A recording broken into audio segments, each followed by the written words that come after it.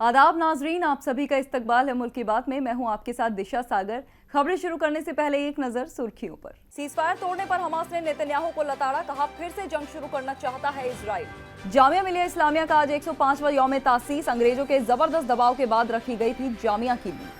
बाबरी मस्जिद से जुड़े पोस्ट पर लगा था एनएसए। अब एससी से मोहम्मद फैयाज को लगा बड़ा झटका। सपा एमपी जियाउर रहमान बर्ग को हाईकोर्ट से कानूनी सहारा। चुनावी खिलाफ वर्जी केस पर लगी रोक। हुब्बे वतनी का नया पैमाना तय करने निकला हिंदू रक्षा दल। इमरान मसूद को बना दिया विलेन। ओवैसी ने महागठबंधन पर बोला हमला। मुसलमानों को सियासत में सिर्फ लॉलीपॉप दिया जा रहा है। मजहब के नाम पर मुखालफत ठीक नहीं। मरांडी और ओवैसी पर बरस पड़े चिराग पासवान। बिहार इलेक्शन के लिए पार्टियों ने झोंकी ताकत। मुंबई में अमित शाह के बयान ने बढ़ाई बिहार में गर्मी। राहुल गांधी की पहली जनसभा में अति पिछड़ा काट। बीजेपी और नीतीश पर साधा सख्त निशाना। सदर हिंद द्रौपदी मुर्मू ने अंबाला में रकम की तारीख। एयरफोर्स के लड़ाकू जहाज में भरी तारीखी उड़ान। ममता सरकार ने 527 अफसरान का तबादला किया। ऑपोजिशन बोला एसआईआर से बचने की कोशिश। बंगाल में एनआरसी के डर से 57 साल शख्स ने की खुदकशी। सीएम ममता बनर्जी ने बीजेपी पर साधा निशाना। नया सैटेलाइट लॉन्च करने जा रहा भारत, चीन की बढ़ेगी टेंशन। पनडुब्बी फाइटर जेट, वॉरशिप, सबको जोड़ेगा ये सैटेलाइट। इजराइल के जरिए सीज फायर तोड़ने पर हमास ने नेतन्याहू की जमकर क्लास लगा डाली है। इतना ही नहीं, इजराइल के जरिए सीज फायर की धज्जियां उड़ाने को लेकर हमास ने कैदियों की वापसी के अमल को भी रोक दिया। हमास ने साफ कहा कि नेतन्याहू जानबूझकर लगातार सीज फायर को तोड़ने की कोशिश कर रहा है ताकि खित्ते में जंग दोबारा शुरू हो जाए। लेकिन फिलिस्तीनी रेजिस्टेंस हमास अपने वादे के मुताबिक सीज फायर पर कायम है। हमास ने वाजे करते हुए कहा कि हालिया सीज फायर वायलेशन में उसका कोई हाथ नहीं है। ये नेतन्याहू की चाल है कि वो किसी न किसी बहाने से जंग शुरू करना चाहता है। बीती शाम उस वक्त मिडिल ईस्ट समेत पूरी दुनिया हिल गई जब ये खबर आई कि इजरायली पीएम ने गजा पर फिर से हमले शुरू करने का ऑर्डर जारी किया है। मिडिल ईस्ट के माहिरीन शुरू से ये बात कहते आ रहे हैं कि इजराइल कभी सीज फायर पर अमल नहीं करता और उसे हमले करने का कोई न कोई बहाना चाहिए होता है। नेतन्याहू ने बीते रोज इल्जाम लगाया कि गजा के रफा में इजरायली फौज पर गोलीबारी की गई है, जिसके चलते अब वो गजा पर हमले करेगा। इजराइल के जरिए सीज फायर की खिलाफ वर्जी को लेकर अब हमास ने इजराइल को सख्त चेतावनी जारी की है। प्रेस टीवी के मुताबिक हमास ने वाजे किया कि उसने रफा पर इजरायली फौज पर कोई हमला नहीं किया, बल्कि वो तो सीज फायर पर अमल करते हुए गजा में दबी हुई लाशों को ढूंढ रहा था। फिलिस्तीनी ग्रुप हमास ने इजराइल पर इल्जाम लगाया कि उसने गजा में तय पाए गए सीज फायर डील की खिलाफ वर्जी की है। अपने एक बयान में हमास ने कहा कि वो इजिप्ट में दस्तखत किए गए सीज फायर डील पर पूरी तरह कारबंद है। हमास ने कहा इजरायली कब्जे वाली फौज की जानिब से गजा पट्टी के कई इलाकों पर की गई मुजरिमाना गोलीबारी सीज फायर डील की सख्त खिलाफ वर्जी है। हमास ने कहा ये दहशतगर्दी का हमला दरअसल उन हालिया खिलाफ वर्जियों का सिलसिला है जिनमें शौदा और जख्मी शामिल हुए। हमास ने कहा कि इजराइल की ये हरकतें इस बात का सबूत है कि वो डील की शर्तों को तोड़ने और उसे नाकाम बनाने पर तुला हुआ है। गजा पर इजरायली हमले के बाद हमास ने बाद में ऐलान किया कि वो कैदियों की लाशें अब नहीं लौटाएगा। हमास की फौजी यूनिट कस्साम ब्रिगेड ने इजरायली कैदी अमीरम कूपर की लाश सुपुर्द करने के अमल को फिलहाल सस्पेंड करने का ऐलान किया, जो आज रात बाद में किया जाना था। अपने बयान में ब्रिगेड ने वाज़े तौर पर चेतावनी दी कि इजराइल की जारी जंगी कार्रवाई में इजाफा बाकी लाशों की तलाश में रुकावट बनेगा और उनकी बरामदगी में ताखीर पैदा करेगा। कस्साम ब्रिगेड के मुताबिक इजरायली कैदी जिसे कूपर समझा जा रहा है, उसकी लाश जुनूबी गजा की एक सुरंग से तलाशी मुहिम के दौरान बरामद की गई थी। सुपुर्दगी में देरी के अलावा कस्साम ब्रिगेड ने एक सख्त वाज़े इत्तला भी दी कि अगर इजराइल ने किसी नई जंगी मुहिम की कोशिश की तो ये मारे गए अफराद की लाशों की बरामदगी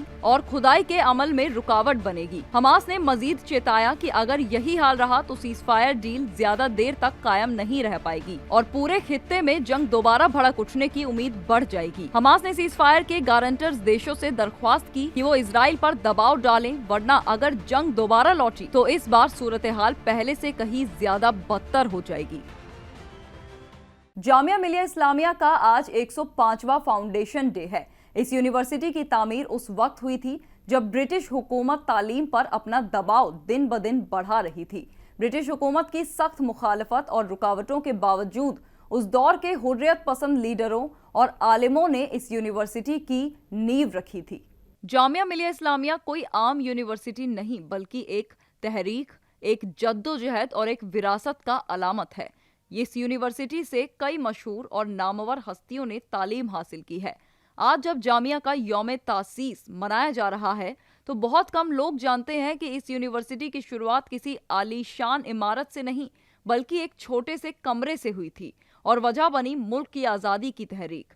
सन 1920 में जब पूरा हिंदुस्तान ब्रिटिश हुकूमत के खिलाफ जद्दोजहद में डूबा हुआ था, उस वक्त अलीगढ़ के कुछ उस्ताद और तलबा इस बात से परेशान थे कि ब्रिटिश हुकूमत तालीम पर अपना कंट्रोल और दबाव बढ़ा रही है। वो ऐसी तालीम चाहते थे जो आज़ादी, वतन परस्ती और हिंदुस्तानी अक़दार से रूशनास कराए। इसी सोच से जामिया मिलिया इस्लामिया की बुनियाद रखी गई। इसके बानी ये चाहते थे कि यूनिवर्सिटी अपने पैरों पर खड़ी हो, अपने असूलों पर चले और समाज के हर तबके को तालीम के बराबर मौके दे। बाबरी मस्जिद दोबारा बनेगी का पोस्ट करने वाले शख्स की याचिका को सुप्रीम कोर्ट ने रद्द कर दिया है। फयाज ने एक पोस्ट किया था जिसमें उन्होंने कहा था कि बाबरी मस्जिद को दोबारा तामीर किया जाएगा। सुप्रीम कोर्ट ने हाल ही में एक याचिका पर समाअत से इनकार कर दिया, जिसमें एक नौजवान कानून ग्रेजुएट के खिलाफ दर्ज फौजदारी मुकदमे को रद्द करने की दरख्वास्त की गई थी। यह मामला उस फेसबुक पोस्ट से मुंसलिक है जिसमें कहा गया था कि बाबरी मस्जिद दोबारा बनाई जाएगी। ये याचिका मोहम्मद फयाज मंसूरी बनाम उत्तर प्रदेश हुकूमत और दूसरे के नाम से दाखिल की गई थी। जस्टिस सूर्यकांत और जॉय माल्या बागची की बेंच ने कहा कि उन्होंने मुअल्लिक फेसबुक पोस्ट देखी है और उन्हें इस मामले में फौजदारी कार्रवाई में दखल देने की कोई वजह नजर नहीं आती। सुप्रीम कोर्ट ने यह भी कहा कि मुल्जिम की तरफ से पेश की गई दलीलें ट्रायल कोर्ट अपने सतह पर समाअत के दौरान गौर कर सकता है।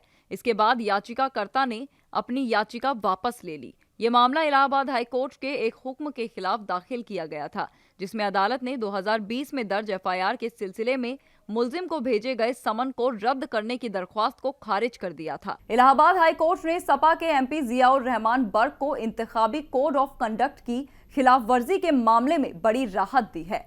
अदालत ने बर्क के खिलाफ किसी भी तरह की कार्रवाई पर रोक लगाते हुए उत्तर प्रदेश हुकूमत से जवाब तलब किया है। यह मामला 2024 के लोकसभा इंतखाबात के दौरान कैंपेनिंग से मुंसलिक है। इलाहाबाद हाईकोर्ट ने संभल से समाजवादी पार्टी के सांसद जियाउर रहमान बर्क को बड़ी राहत दी है। अदालत ने जियाउर रहमान बर्क के खिलाफ इंतखाबी कोड ऑफ कंडक्ट से मुंसलिक एक मामले में फिलहाल कार्रवाई पर रोक लगाने का हुक्म दिया है। ये मामला संभल जिले के कैला देवी थाने में दर्ज किया गया था, जिसमें बर्क पर इंतखाबी कोड ऑफ कंडक्ट की खिलाफ वर्जी का इल्जाम है। इल्जामात के मुताबिक साल 2024 के लोकसभा इंतखाबात के दौरान सपा उम्मीदवार जियाउर रहमान बर्क ने एक जुलूस निकाला था। इस जुलूस में बर्क ने इंतजामी इजाजत से ज्यादा गाड़ियों का काफिला लेकर निकलने की कोशिश की थी। अफसरान ने इसे कोड ऑफ कंडक्ट की खिलाफ वर्जी करार दिया और बर्क के खिलाफ कैला देवी थाने में मुकदमा दर्ज कराया। सहारनपुर में कांग्रेस एमपी इमरान मसूद के बयान से तनाजा खड़ा हो गया है, जिसमें उन्होंने भगत सिंह की तुलना हमास से की थी। हिंदू रक्षा दल समेत कई हिंदूवादी तंजीमों ने इसे गद्दारी करार दिया और सख्त कार्रवाई की मांग करते हुए पुलिस को मेमोरेंडम दिया। उत्तर प्रदेश में हिंदूवादी तंजीमों पर लगातार तनाजा पैदा करने और अकलियतों के खिलाफ नफरत फैलाने के इल्जाम लगते रहे हैं। वहीं अब सहारनपुर से कांग्रेस रुकने पार्लियामेंट इमरान मसूद हिंदूवादी तंजीमों के निशाने पर हैं। हिंदू रक्षा दल के कारकुनों और ओहदेदारों ने कांग्रेस एमपी के खिलाफ पुरतशद्दुद एहतजाज किया। बता दें, हालिया दिनों सांसद इमरान मसूद ने एक पॉडकास्ट में शहीद भगत सिंह की मवाजना हमास से किया था। उन्होंने कहा था कि जिस तरह शहीद भगत सिंह अपने मुल्क की सरजमी के लिए अंग्रेजों से लड़े थे, उसी तरह हमास अपनी सरजमी के लिए इजराइल से लड़ रहा है। हालांकि इस दौरान होस्ट ने इमरान मसूद की मुखालफत करते हुए कहा था कि हमास एक दहशतगर्द तंजीम है, उसका मुआजना भगत सिंह से नहीं कर सकते। कांग्रेस एमपी इमरान मसूद के इस बयान की हिंदूवादी तंजीमों ने मुखालफत शुरू कर दी। हैरानी तो तब हुई जब हिंदूवादी तंजीमों ने भगत सिंह को दक्षिणपंथी विचारधारा से जोड़कर पेश किया। एआईएमआईएम के सरबराह असदुद्दीन ओवैसी ने महागठबंधन पर सख्त हमला बोलते हुए कहा है कि मुसलमानों को सियासत में हिस्सेदारी के नाम पर सिर्फ लॉलीपॉप थमाया जाता है। बीते रोज ईस्ट चंपारण के ढाका में एक रैली के दौरान ओवैसी ने कहा कि एक मल्ला का बेटा डिप्टी सीएम बन सकता है, मगर मोहम्मद का बेटा क्यों नहीं बन सकता। ओवैसी वहां राणा रणजीत के लिए चुनावी मुहिम चलाने पहुंचे थे। रैली को मुखातिब करते हुए उन्होंने कहा कि मैं अकलियती समाज को पैगाम दे रहा हूं, 3% हैं वो, मगर अपनी ताकत को महसूस करो, उनसे सबक लो और उनकी हिम्मत देखो जो कह रहे हैं कि सरकार बनेगी तो नायब वजीर हमारा होगा। ओवैसी ने आगे कहा, अगर मल्ला का बेटा सीएम बन सकता है तो क्या आदम का बेटा नायब वजीर नहीं बन सकता? अगर मल्ला का बेटा डिप्टी सीएम बन सकता है तो क्या मोहम्मद का बेटा डिप्टी सीएम नहीं बन सकता? उन्होंने कहा कि अब फैसला आपको करना है। वजीर मरकज चिराग पासवान ने ओवैसी पर सख्त निशाना साधते हुए कहा कि ओवैसी मुल्क में डर की सियासत फैला रहे हैं। मुसलमानों को अब डर की सियासत से बाहर निकलना चाहिए। मुसलमान आखिर कब तक डर कर जिंदगी गुजारते रहेंगे। उन्होंने कहा कि मुसलमान किसे वोट देते हैं या नहीं देते ये फिक्र का मौजू नहीं है, बल्कि ओवैसी का मुसलमानों से ये कहना है कि वोट ना करें, यही असल परेशानी की बात है।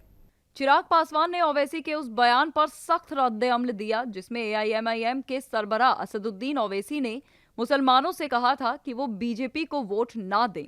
चिराग पासवान ने कहा कि ओवैसी जमहूरियत के इस बड़े त्योहार से मुसलमानों को दूर करने की बात कर रहे हैं, क्योंकि उन्हें ये डर है कि उनके जीते हुए उम्मीदवार भी बाद में उनका साथ छोड़ देते हैं। उन्होंने कहा ओवैसी डर की सियासत कर रहे हैं। मुसलमानों को चाहिए कि वो इस डर से बाहर आएं। आखिर कब तक मुसलमान डर में रहेंगे? जिसको आप हुकूमत में लाना चाहते हैं उसे वोट दीजिए और फिर उससे पूछिए कि उसने आपके लिए क्या किया है। चिराग पासवान ने कहा अगर मुसलमान राजद से ये पूछता कि आपने हमारे लिए क्या किया तो आज मुसलमानों के हालात ऐसे ना होते। मरकजी हुकूमत ने कौन सी स्कीम से मुसलमानों को दूर रखा है? ओवैसी किस बुनियाद पर कहते हैं कि बीजेपी मुसलमानों के लिए काम नहीं करती? वजीर आला नीतीश कुमार ने मुजफ्फरपुर के गायघाट असेंबली हलके के बेरुआ मैदान में रैली को खिताब किया। इस मजमे आम में जेडीयू उम्मीदवार कोमल सिंह की हिमायत में वजीर आला ने जनता से उन्हें जीत दिलाने की अपील की। मुंबई में मंगल को बीजेपी के नए दफ्तर का संगे बुनियाद रखने के मौके पर अमित शाह ने इस दौरान बड़ा बयान दिया। उन्होंने बीजेपी कारकुनों को मुखातिब करते हुए कहा कि आप लोग खुश होंगे डबल इंजन सरकार से, पर मैं नहीं। उन्होंने मुस्कुराते हुए कहा मुझे ट्रिपल इंजन सरकार चाहिए। इस बयान ने वहां मौजूद लीडरों को चौंका दिया, मगर इसके पीछे शाह का संदेश साफ था। बीजेपी का मकसद सिर्फ इख्तिदार नहीं, तंजीम की मुसलसल तौसे है और अब बिहार की सियासत में इस बयान के कई सियासी मायने निकाले जा रहे हैं। वजीर आला नीतीश कुमार ने मुजफ्फरपुर के गायघाट असेंबली में रैली को मुखातिब किया। जिले के गायघाट असेंबली हलके में आवाम को मुखातिब करते हुए वजीर आला नीतीश कुमार ने कहा कि 20 वर्षों से बिहार की तरक्की के काम में लगे हैं। आने वाले वक्त में बिहार इतना आगे बढ़ेगा कि मुल्क के तरक्की याफ्ता रियासतों में शुमार होगा। बिहार असेंबली इंतखाबात 2025 का ऐलान होने के बाद कांग्रेस के रहनुमा राहुल गांधी ने मुजफ्फरपुर में अपनी पहली बड़ी जनसभा की। उनके साथ महागठबंधन के सीएम उम्मीदवार तेजस्वी यादव, मुकेश सहनी और दीगर लीडर भी मंच पर मौजूद थे। राहुल गांधी ने अपने खिताब में अति पिछड़ों को लुभाने की कोशिश करते हुए इस तबके के लिए अपने हमदर्दी भरे अल्फाज पेश किए। बिहार असेंबली इंतखाबात 2025 के सिलसिले में कांग्रेस के लीडर और लोकसभा में leader of opposition Rahul Gandhi पहली बार तशहीर के मैदान में उतरे। उन्होंने महागठबंधन के सीएम उम्मीदवार तेजस्वी यादव के साथ मुजफ्फरपुर के सकरा हलके में बड़ी जनसभा को खिताब किया। बारिश के बीच मौजूद भीड़ को देखकर राहुल गांधी ने कहा, बारिश में आप यहाँ खड़े हैं, दूर दूर से आए हैं, इसके लिए मैं दिल से आपका शुक्रिया अदा करता हूँ। आपका मूड कैसा है? राहुल ने कहा, मैं हिंदुस्तान के हर सूबे में गया हूँ, हर जिले में गया हूँ, जहाँ भी जाता हूँ वहाँ मुझे बिहार के नौजवान मिलते हैं। मैं आपसे पूछना चाहता हूँ, आपने दिल्ली बनाई, आपकी मेहनत ने बेंगलोर की सड़कों को सजाया, गुजरात में आपने काम किया, मुंबई को आपने अपने खून पसीने से खड़ा किया। हिंदुस्तान के शहरों को छोड़िए, दुबई तक आपकी मेहनत से बना है। तो फिर अगर आप दूसरे प्रदेशों को तरक्की दे सकते हैं तो बिहार में क्यों नहीं कर पा रहे? राहुल गांधी ने नीतीश कुमार पर सीधा हमला बोलते हुए कहा, यहाँ 20 साल से नीतीश कुमार हुकूमत चला रहे हैं, अपने आप को अति पिछड़ा कहते हैं। बताइए इन 20 सालों में तालीम, सेहत और रोजगार के लिए क्या किया है उन्होंने? सदर द्रौपदी मुर्मू ने आज तारीख रकम की। उन्होंने अंबाला में दुश्मन की सांसें रोक देने वाले भारतीय एयरफोर्स के फाइटर जेट राफेल एयरक्राफ्ट में उड़ान भरी। सदर द्रौपदी मुर्मू ने भारतीय एयरफोर्स के लड़ाकू जहाज राफेल में उड़ान भरकर तारीख रकम की। सदर ने ये उड़ान हरियाणा में वाक़ अंबाला एयरफोर्स स्टेशन से भरी। सदर की इस उड़ान ने आज भारतीय एयरफोर्स के साथ साथ पूरे मुल्क को फख्र से भर दिया है। दरअसल राष्ट्रपति द्रौपदी मुर्मू मुल्क के आला तरीन ओहदे पर हैं। इस नाते वो तीनों फौजों की कमांडर भी हैं। बता दें कि इससे पहले सदर द्रौपदी मुर्मू सुखोई 3 MKI लड़ाकू जहाज में भी उड़ान भर चुकी हैं। उस उड़ान के बाद सदर ने अपना तजुर्बा भी साझा किया था। उन्होंने कहा था कि एयरफोर्स के पायलटों की सलाहियत और डिसिप्लिन की जितनी तारीफ की जाए उतनी ही कम है। राफेल में उड़ान भरने से पहले अंबाला एयरफोर्स स्टेशन पहुंची सदर द्रौपदी मुर्मू का air chief marshal Amarpreet Singh ने इस्तकबाल किया। एयरफोर्स के जवानों ने उन्हें गार्ड ऑफ ऑनर भी दिया। पश्चिम बंगाल की ममता बनर्जी हुकूमत ने 527 अफसरों का तबादला कर दिया। हुकूमत के इस कदम को अपोजिशन जमातें एसआईआर से जोड़कर देख रही हैं और इसी वजह से इल्जाम और इत्तेहाम का सिलसिला शुरू हो गया। बिहार के बाद अब मुल्क के 12 सूबों और यूटीज में एसआईआर यानी स्पेशल इंटेंसिव रिवीजन का ऐलान कर दिया गया है। इसमें गुजरात, केरल, उत्तर प्रदेश, राजस्थान के साथ साथ पश्चिम बंगाल का नाम भी शामिल है। चुनाव आयोग के इस ऐलान के फौरन बाद ममता सरकार ने इंतजामी सतह पर बड़ा तब्दीली अमल शुरू किया है। सोमवार को बंगाल हुकूमत ने 527 आईएएस और WBCS अफसरों के तबादले का नोटिफिकेशन जारी किया। रियासती सचिवालय के एक सीनियर अफसर के मुताबिक इन तबादलों में OSD, director, special secretary DM, additional DM, SDO और BDO तक शामिल हैं। हालांकि ये लिस्ट सोमवार को जारी हुई, मगर तबादले का नोटिफिकेशन 24 अक्टूबर को ही निकल चुका था। बीजेपी पूरे मुल्क में एनआरसी करवाने की बात कर रही है। अभी हाल में बिहार में मरकजी हुकूमत ने एनआरसी करवाई है, जहां 35 लाख से भी ज्यादा लोग वोटर लिस्ट से बाहर किए गए। अब बंगाल में एनआरसी के लिए मरकजी हुकूमत ने 4 नवंबर की तारीख रखी है। इसके पहले पश्चिम बंगाल में एक 57 साल के शख्स ने फंदा लगाकर खुदकशी कर ली और अपने सुसाइड नोट में लिखा, मेरी मौत के लिए एनआरसी जिम्मेदार है। यह मामला बंगाल के बैरकपुर में वाक़े पानी घाटी इलाके का है, जहां प्रदीप कर नाम के एक शख्स ने खुदकशी कर ली और अपनी मौत से पहले लिखे सुसाइड नोट में एनआरसी को जिम्मेदार ठहरा दिया। इसके बाद वजीर आला ममता बनर्जी इस खुदकशी को लेकर बीजेपी पर जमकर बरसी। प्रदीप के अहले खाना से जब इस बारे में बातचीत की गई तो उनके अहले खाना ने बताया कि इलेक्शन कमीशन ने 4 नवंबर को पश्चिम बंगाल में वोटर लिस्ट के खुसूसी नजरेसानी का ऐलान किए जाने के बाद प्रदीप बेचैन हो गए। आपको बता दें कि प्रदीप कर की पैदाइश पश्चिम बंगाल में हुई थी, लेकिन उनके पिता बांग्लादेश से आए थे। वहीं बीजेपी ने जैसे असम में गैर कानूनी तरीके से वतन को बाहर का रास्ता दिखाया है, वैसे ही बंगाल में घुसे अवैध घुसपैठियों को निकालने के लिए एनआरसी शुरू करेगी। इस बीच पश्चिम बंगाल में हुई इस खुदकशी ने सियासी बहस को हवा दे दी है। इस शख्स की खुदकशी पर ममता ने बीजेपी पर हमला बोल दिया और इसे बीजेपी की खौफ और बंटवारे की सियासत करार दिया। आलूदगी का हल सिर्फ क्लाउड सीडिंग ही क्यों, इस पर सियासत भी शुरू हो गई है। दिल्ली में इन दिनों लोग आलूदगी से खासे परेशान हैं। इससे लोगों को सांस लेने में तकलीफ और खांसी जैसी परेशानियों का सामना करना पड़ रहा है। आलूदगी को कम करने के लिए सरकार की तरफ से क्लाउड सीडिंग यानी कि आर्टिफिशियल बारिश की कोशिश की गई थी। हालांकि ये कोशिश पूरी तरह से कामयाब नहीं हो पाई। इसमें टारगेट किए गए इलाकों में बारिश नहीं हो पाई। इसके पीछे की वजह बादलों में नमी बेहद कम होना बताया जा रहा है। दिल्ली में क्लाउड सीडिंग का पूरा काम IIT कानपुर की तरफ से किया जा रहा है। बीते दिन कानपुर से एयरक्राफ्ट ने उड़ान भरी थी। शाम होते होते सीडिंग पूरी कर ली गई थी। ऐसा माना जा रहा था कि कुछ ही घंटों में बारिश शुरू हो जाएगी। हालांकि ऐसा नहीं हो पाया। IIT कानपुर के इस तजुर्बे में 14 फ्लेयर्स दागे गए। हर फ्लेयर में 20% सिल्वर आयोडाइड और बाकी रॉक सॉल्ट और नॉर्मल नमक का मिक्सचर था। क्लाउड सीडिंग कामयाब न होने को लेकर IIT कानपुर के डायरेक्टर मनिंद्र अग्रवाल ने कहा कि दिल्ली के कुछ हिस्सों में क्लाउड सीडिंग के जरिए बारिश कराने की कोशिशें पूरी तरह कामयाब नहीं रहीं। भारतीय नेवी के कम्युनिकेशन सैटेलाइट CMS-03 GS-87R की लॉन्चिंग 2 नवंबर को शाम 5:26 पर श्रीहरिकोटा से LVM-3 रॉकेट के जरिए होगी। ये भारत का अब तक का सबसे भारी नेवल कम्युनिकेशन सैटेलाइट होगा। भारतीय बहरिया के लिए तैयार किए गए संचार सैटेलाइट CMS-03 की लॉन्चिंग की तारीख तय हो गई है। इसे GSAT-7R के नाम से भी जाना जाता है। इसरो ने ऐलान किया है कि इस खास सैटेलाइट को 2 नवंबर की शाम 5:26 पर श्रीहरिकोटा से LVM-3 रॉकेट के जरिए स्पेस में भेजा जाएगा। पहले इस सैटेलाइट को साल 2024 के आखिर तक लॉन्च किया जाना था, लेकिन तकनीकी वजूहात से इसमें कुछ देरी हुई। अब इसकी सभी तैयारियां पूरी कर ली गई हैं और लॉन्च पैड पर LVM-3 को इंस्टॉल कर लॉन्च से पहले का अमल शुरू कर दिया गया है। पाकिस्तान की तरफ से ये साफ कर दिया गया है कि अफगानिस्तान के साथ मुस्तकिल जंगबंदी के लिए उसकी बातचीत का कोई नतीजा नहीं निकला है। इन दो पड़ोसियों के बीच बॉर्डर पर सालों से सबसे जबरदस्त जंग हुई थी। अब मुस्तकिल जंगबंदी हासिल करने के मकसद से दोनों के बीच तुर्की की राजधानी इस्तांबुल में बातचीत हो रही थी। तुर्की के साथ साथ कतर भी इसमें मीडिएटर बना हुआ था। दोनों ने पूरी कोशिश की कि बात बन जाए, अमन का रास्ता निकल जाए, लेकिन पाकिस्तान की जिद के सामने हर कोशिश फेल हो गई। अब पाकिस्तान और तालिबान दोनों ही एक दूसरे को वार्निंग दे रहे हैं।